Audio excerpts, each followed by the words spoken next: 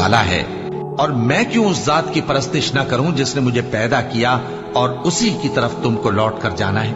کیا میں اس کو چھوڑ کر اوروں کو معبود بناؤں کہ اگر رحمان مجھے نقصان پہنچانا چاہے تو ان کی سفارش مجھے کچھ بھی فائدہ نہ دے سکے اور نہ وہ مجھے چھڑا ہی سکیں؟ تب تو میں کھلی گمراہی میں پڑ گیا۔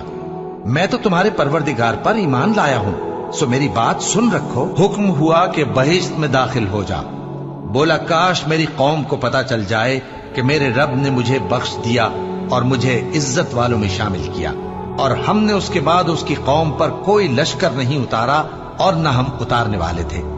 وہ تو صرف ایک چنگھاڑ تھی، سو وہ اس سے ناگہاں بجھ کر رہ گئے۔ بندوں پر افسوس کہ ان کے پاس جب کوئی پیغمبر آتا تو وہ اس سے تمسخر ضرور کرتے۔ کیا انہوں نے نہیں دیکھا کہ ہم نے ان سے پہلے بہت سے لوگوں کو ہلاک کر دیا تھا؟ اب وہ ان کی طرف